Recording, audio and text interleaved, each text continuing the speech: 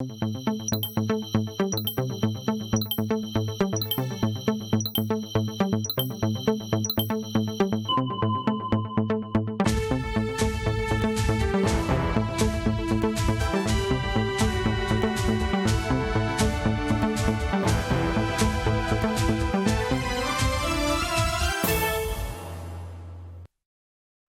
sommes vendredi 15 juillet 2022 à la une de l'actualité. Rencontre ce jeudi entre le chef de l'État et la chefferie traditionnelle et coutumière. Une rencontre d'échange principalement axée sur la situation nationale du pays. Une occasion pour le président du Faso de lancer un appel à la chefferie traditionnelle à propager des messages de cohésion, d'entente et de solidarité et à également œuvrer pour la réconciliation nationale. Autre rencontre dans ce 13h, celle entre le chef du gouvernement et les partenaires techniques et financiers. L'objectif de cette rencontre, présenter le plan d'action de la transition. Un plan d'action qui sert de guide à l'action quotidienne du gouvernement. Et puis, hors de chez nous, Henri Konan Bédié et Laurent Gbagbo reçus en audience par le président ivoirien Alassane Ouattara hier matin. Une rencontre qui a été principalement axée sur le processus de réconciliation dans le pays, comme voulu lors du dialogue politique organisé en début d'année. Et à cet effet, on les entendra en fin d'édition. Mesdames, Messieurs, bonjour et bienvenue à toutes et à tous. Au vu de la situation nationale critique que vit le pays en ce moment, le chef de l'État burkinabé a rencontré hier matin les leaders coutumiers et traditionnels avec pour objectif la recherche de solutions à la situation nationale. Convaincu que la chefferie traditionnelle et coutumière a toujours été le garant de l'unité nationale et de la cohésion, le lieutenant-colonel Paul-Henri Sandaogo Damiba a demandé à ces derniers de s'impliquer pour le retour de la paix au Burkina Faso. Et c'est un reportage de Michael Tougri et Wenasida Kaboré.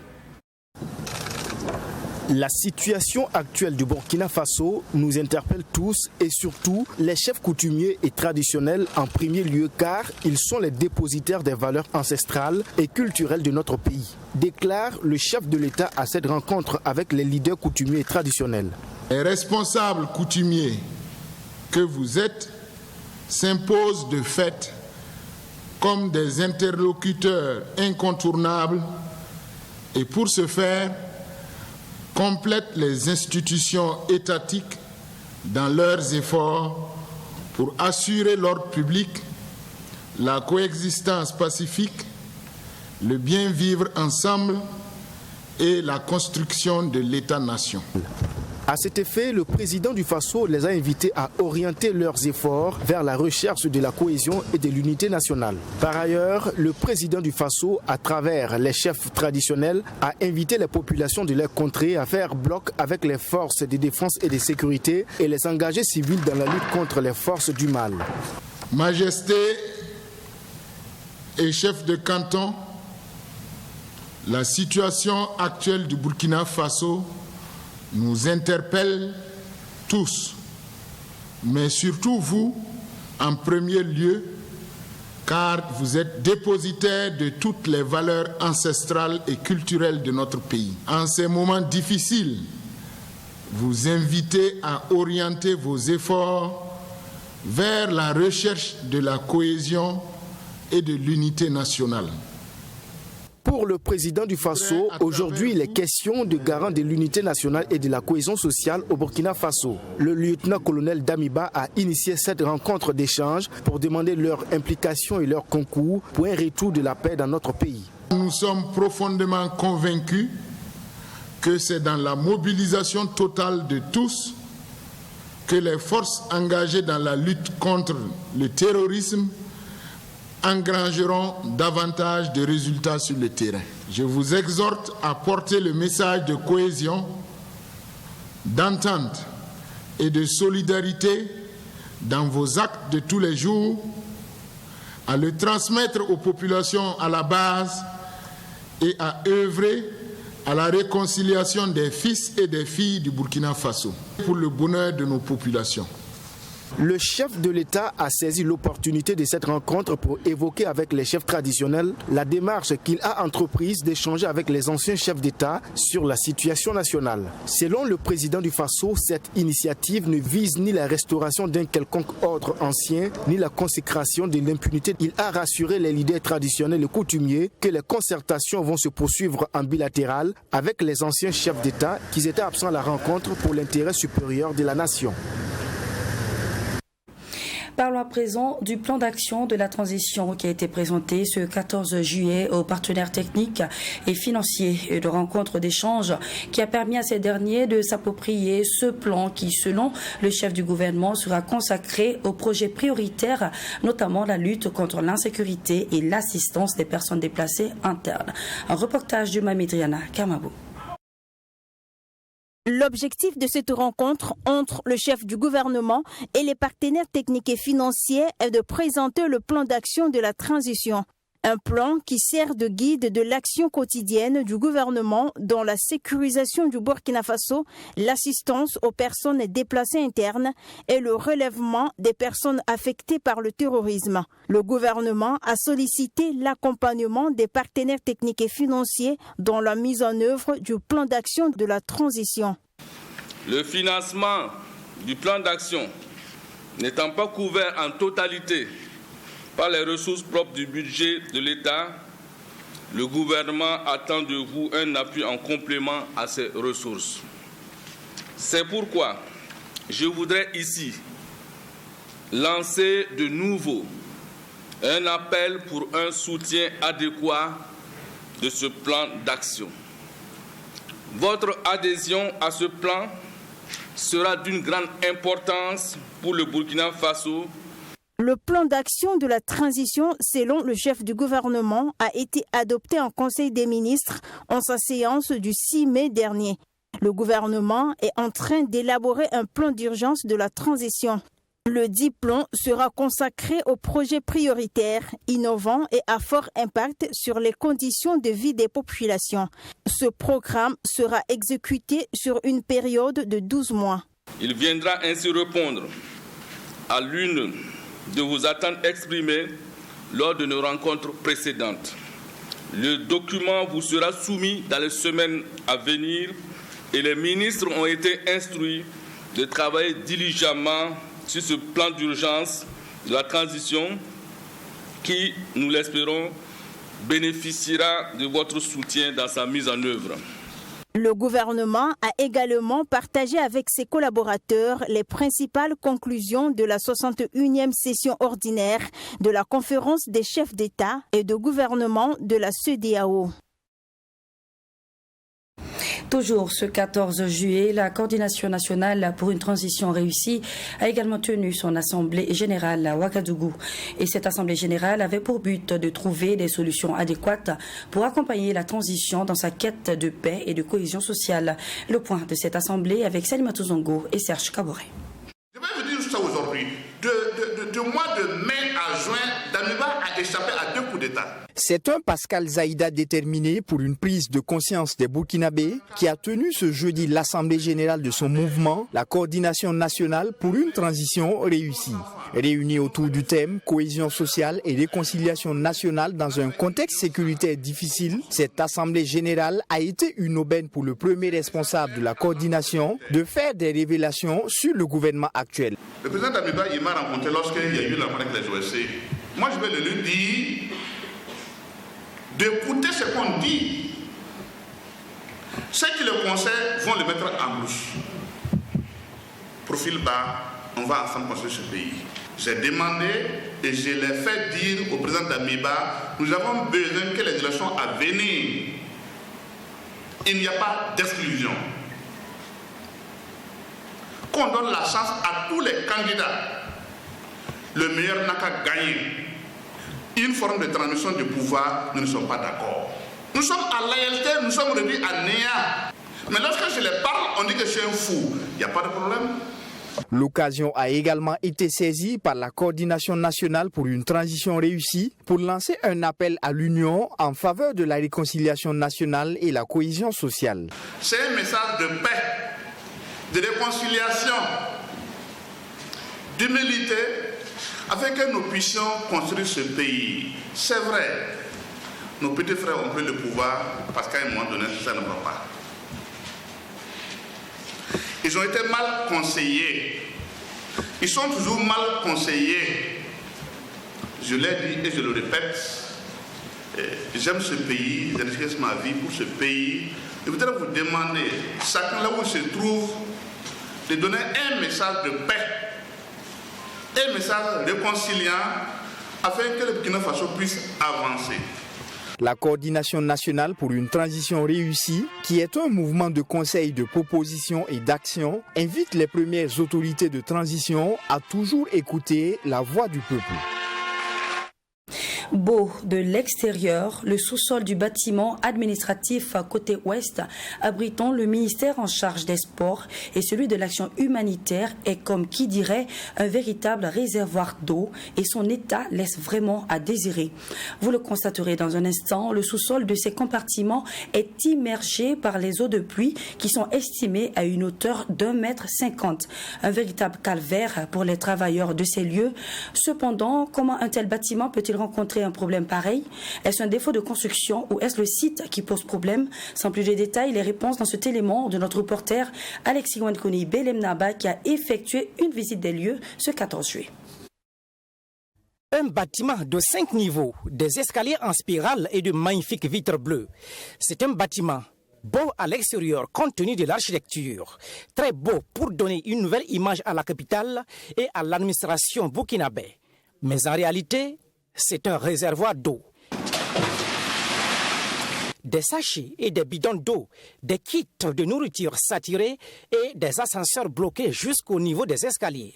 Voilà ce à quoi ressemble le sous-sol de ce bâtiment administratif. Précisément, le côté ouest qui abrite le ministère en charge des sports et celui en charge de l'action humanitaire. Nous sommes au mois de juillet et déjà le niveau d'eau dans le sous-sol du bâtiment pourrait être de 1,50 m. C'est le constat fait dans cette matinée du 14 juillet. Ce bâtiment est construit sous la direction du bureau d'agence immobilière de Ouagadougou Bamo, une entreprise immobilière rattachée au premier ministère. Les entreprises Sol Confort et Sogeper, elles, étaient chargées de l'exécution des travaux. Le problème serait que les pompes de relevage qui sont censées chasser l'eau des caniveaux se retrouvent aujourd'hui être endommagées. Et cette réalité n'est pas une première. En 2017, c'était le même cas, mais encore grave. Le niveau d'eau à cette époque était estimé à 2,30 m. Les ascenseurs totalement immergés selon les informations reçues. Des écrits auraient été adressés par l'ACOMOD, l'agence de conseil et de maîtrise d'ouvrage déléguée en bâtiment et aménagement urbain au gouvernement d'Abiré, qui n'a pas réagi. Des sources indiquent que l'infrastructure n'est pas totalement réceptionnée et les entreprises en charge des travaux sont toujours interpellées.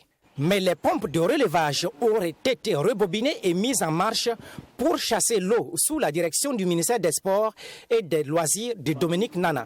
Après cette étape, des évaluations sont faites et transmises à la DGIE, la Direction générale des affaires immobilières de l'État, qui, elle aussi, n'est plus revenue sur le sujet.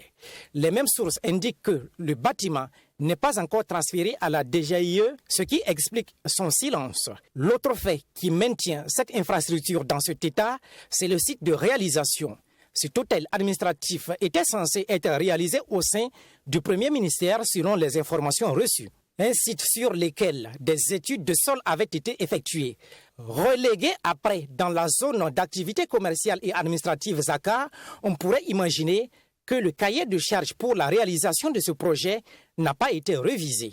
En entendant le mois d'août pour les fortes pluies, le gouvernement est interpellé avant que les fonctionnaires qui travaillent dans cette infrastructure en pâtissent et que les responsabilités soient situées. Rappelons que c'est le 31 octobre 2011 que Luc Adolphe Thiaw, Premier ministre d'alors, a procédé à la pose de la première pierre de cet hôtel administratif. Des présumés délinquants interpellés par le commissariat central de police de la ville de Bobo-Dioulasso et présentés à la presse ce jeudi 14 juillet 2022. Il faut dire que ces derniers opéraient dans des quartiers bien précis avec pour cible des stations-service essence et boutiques de marchandises divers et Orange Money. En nombre de 4 parmi ces présumés bandits, on a un élément des forces de défense et de sécurité radié et un élève de 17 ans. Les détails pour vous dans ce reportage de notre reporter sur place, Joseph Koudou. Un réseau de présumés délinquants spécialisés dans les vols à main armée dans la ville de Bobo-Dioulasso a été démantelé. Ils sont au nombre de 4. Ces présumés auteurs ont été interpellés par la police nationale après une enquête ouverte suite à une agression à main armée dans une boutique au secteur 21. Tous de sexe masculin. Il s'agit des nommés GAK, 22 ans, employé de commerce, SS, 17 ans, élève, YFO, 33 ans, employé de commerce, et DH, 26 ans, employé de commerce, tous domiciliés dans la ville de Bobo-Dioulasso. Le groupe opérait spécialement dans la ville de Bobo-Dioulasso, particulièrement au secteur 5, 10, 20, 21, 22, 23 et 29. Les cibles privilégiées étaient les boutiques Orange Money, les alimentations et les stations-service d'essence. Il faut noter que ce groupe était bien organisé et opérait avec une arme à feu, notamment un pistolet automatique de calibre 9 mm. Selon le commissaire Justin Ouedraogo, à l'issue de l'opération, plusieurs matériels ont été saisis. Le butin obtenu est rapporté à YFO, le cerveau du groupe qui se trouve être un FDS radié. Le cerveau du groupe YFO, 33 ans, employé de commerce et personnel des FDS radiés, procède d'abord à l'identification des cibles attaquées. Ensuite, il prépare l'arme à feu et organise l'équipe d'opération constituée toujours d'un binôme à moto. À l'issue de l'opération, le butin obtenu est rapporté au cerveau du groupe qui organise le partage entre les différents membres. Le préjudice qui a été causé aux victimes, sans tenir compte des traumatismes physiques, moraux et mentaux, est au plus bas mot un total emporté d'1 600 000 francs CFA. On a pu saisir un pistolet automatique avec 7 munitions de 9 mm, 2 engins à 2 roues, un passeport ordinaire, 3 clés USB, 3 téléphones portables saisis, une carte professionnelle saisie et un macaron. Les investigations ont permis d'enregistrer 7 victimes. Des victimes qui félicitent les forces de l'ordre pour le travail abattu. Ils sont venus, ce jour-là, ils ont tiré. Heureusement pour ma collègue, la balle a pris le mur. Le 29 juin à 19h30, ils sont revenus encore sur moto, que de l'essence. Donc quand je voulais les services, l'autre ne les sortit pas derrière, et puis m'a attrapé avec pistolet. Que de donner l'argent. J'ai dit qu'il n'y a pas l'argent. Ils m'ont fouillé et même enlevé 60 000 francs. Et puis ils ont pris la fuite. Vraiment, on ne peut pas saluer nos autorités. Je suis très contente. Donc nous remercions les forces de défense et de sécurité. Merci beaucoup pour l'aide à l'arrestation. Le commissaire Justin Ouedraogo n'a pas manqué d'inviter les gérants de boutiques et de stations-service à plus de vigilance. Aussi la collaboration de la population avec les FDS. Il ajoute que le 4e membre du réseau a été déjà déféré à la maison d'arrêt et de correction de Bobo-Dioulasso. Et puis le bureau du Centre Nord de Plan International Burkina Faso a initié une sortie terrain pour s'imprégner de la réalité des déplacés internes dans cette localité. Une sortie qui a également permis de visiter le champ de 2 hectares de l'association Bahir Mebo. À noter que cette sortie du bureau du Centre Nord de Plan International Burkina Faso s'inscrit également dans la dynamique du plan Burkina qui est celle de garantir la qualité de ses interventions et conformément à sa politique d'améliorer la qualité et de l'influence de ses programmes. Les précisions avec Alexis Wenkouni, Belem Naba. C'est dans ce champ de 2 hectares de l'association Bahir Mebo que la délégation du plan Burkina, avec à sa tête le directeur exécutif en charge de l'Afrique de l'Ouest et du centre, a visité ce mercredi 13 juillet. Un champ exploité par 200 femmes, notamment des femmes de la population haute et déplacées internes. Une activité génératrice de revenus initiée par cette association qui vise à créer une solidarité et promouvoir la paix. L'objectif de cette visite de Plan Burkina est d'encourager l'initiative de ces femmes avec un appui en matériel agricole. En créant ce champ, l'idée c'est de regrouper les femmes, vu que le pays ne va pas bien. Nous avons voulu qu'il y ait plus de cohésion entre nous les femmes. Parce que ici les femmes sont soudées, ça va beaucoup aider le pays, nos maris et nos enfants. Mais on ne pensait pas qu'on aurait du soutien. Et pour cela, nous voulons dire merci pour votre soutien. Si nous avons du soutien, au lieu que nous travaillions avec 200 femmes, on pourra aller jusqu'à 400-600 femmes. Donc, aidez-nous à rester unis et soudés. Et nous travaillerons à nous attendre et à bien travailler.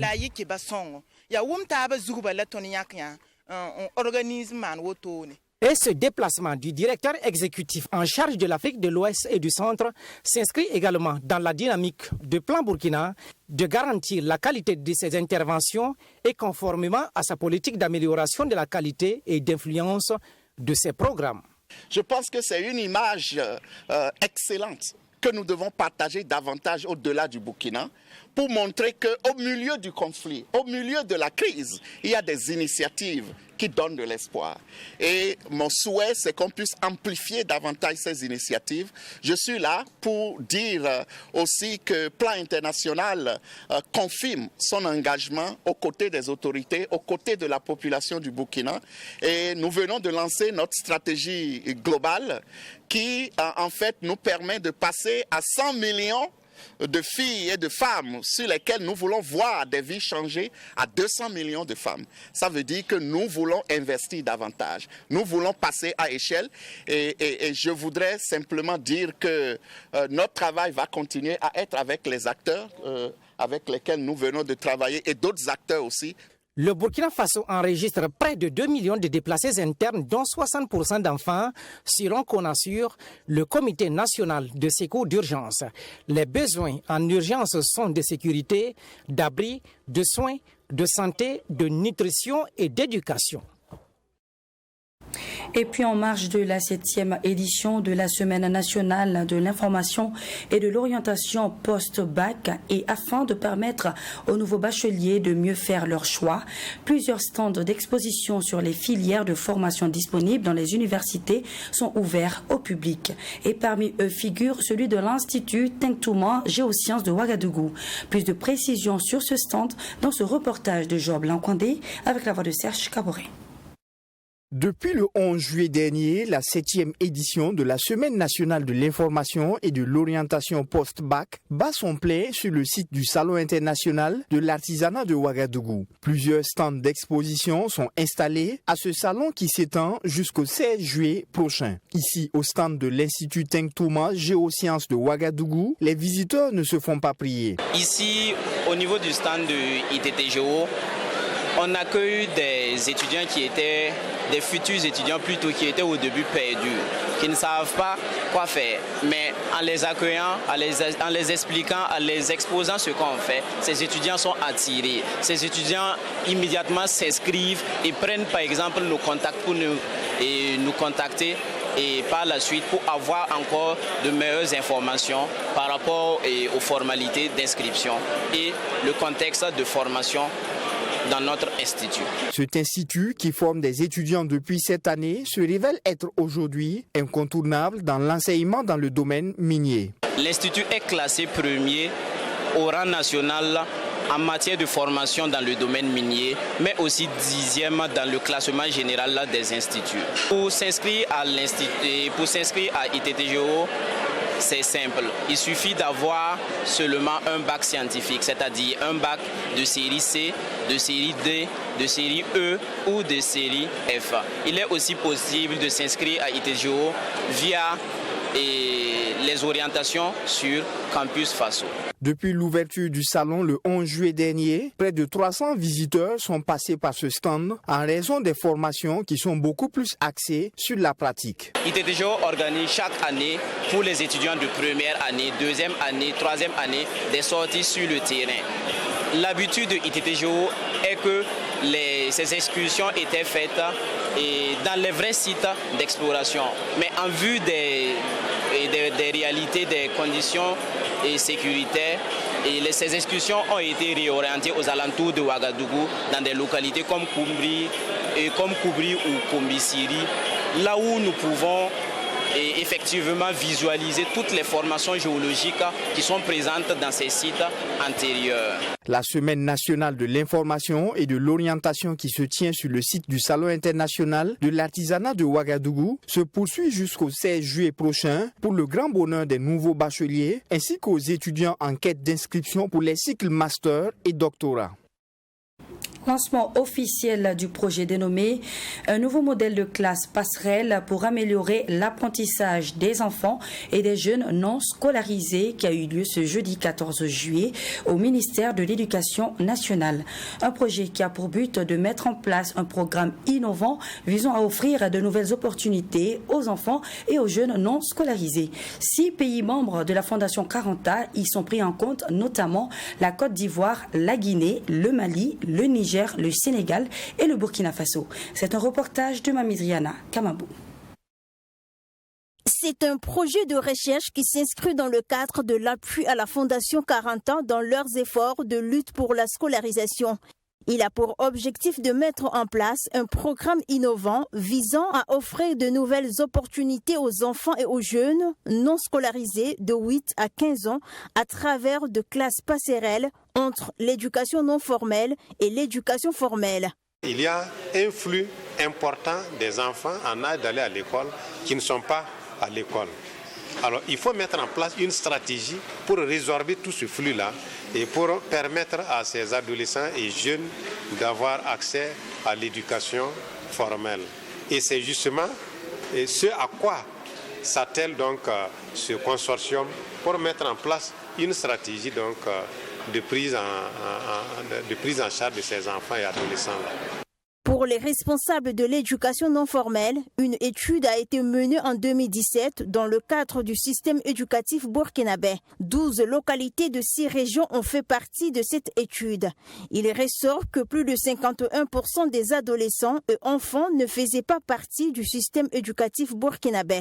Après cette cérémonie de lancement officiel, une série d'activités sera menée dans le cadre de ce projet. Notamment donc le rapport général de cette étude qui s'est menée, de cette enquête qui s'est menée dans les 6 pays. Et après ça, identifier donc les meilleures approches et pour mettre en place donc ce programme et ce nouveau modèle de classe passerelle. Et ces centres-là permettent effectivement de scolariser des enfants qui devaient l'être et qui ne le sont pas. Ça déjà c'est un point positif. Ensuite, et mettre les conditions, les intrants nécessaires, le matériel pédagogique, les enseignants de qualité, les directeurs de qualité pour que ça donne de bons résultats. Ce projet est subventionné à hauteur de plus de 502 millions de francs CFA par le Centre de recherche pour le développement international dans le cadre du partenariat mondial pour l'éducation. Il est mis en œuvre par la Fondation Caranta en partenariat avec le Réseau Ouest et Centre africain de recherche en éducation ainsi que le Forum des éducatrices africaines. Il prend fin en 2023. Le président ivoirien Alassane Ouattara et ses prédécesseurs Henri Konan Bédié et Laurent Gbagbo se sont entretenus ce 14 juillet 2022 au salon d'honneur du palais de la présidence de Côte d'Ivoire à Abidjan Plateau. Pour Laurent Gbagbo, cette première rencontre est un levain de la décrispation du climat social politique national. Et quant à l'actuel chef de l'État, pour lui, cette rencontre sera régulière. Une rencontre faisant suite aux recommandations du dialogue politique attendue par l'ensemble des Ivoiriens comme celle qui ravivera l'espérance. Je vous invite donc à suivre la déclaration des chefs d'État à l'issue de cette rencontre. La rencontre de ce jour a été une rencontre de retrouvailles pour renouer le contact et échanger dans la vérité leur vue sur toutes ces grandes questions. Le président de la République et ses 2 prédécesseurs ont exprimé leur volonté de faire de cette première rencontre un levain de la décrispation du climat socio-politique national en Côte d'Ivoire. Le président de la République à saluer la spontanéité de la réponse réservée à son invitation. Les présidents Henri Konan Bédié et Laurent Gbagbo, pour leur part, ont exprimé leur reconnaissance au président Alassane Ouattara pour son accueil fraternel. Je voudrais ajouter que je disais à mes prédécesseurs que les uns et les autres considèrent que c'est une réunion extraordinaire. Mais l'on doit considérer qu'elle est plutôt ordinaire et qu'elle sera régulière. Et chaque fois que mes prédécesseurs auront le temps de reprendre ces échanges, je leur ferai appel pour recueillir leurs avis et leurs recommandations. Je trouve que ce sera une très bonne chose pour la nation d'entendre et d'écouter mes prédécesseurs, leur connaissance du pays, leur expérience, et évidemment aussi le poids politique qu'ils représentent. Donc nous aurons l'occasion de nous revoir régulièrement en fonction de leur disponibilité. C'est vrai qu'une vie est faite de détails, mais sachez, mesdames, messieurs, qu'il suffit d'un détail pour changer toute une vie. Encore merci de nous avoir suivis. Surtout, prenez toujours soin de vous et à demain.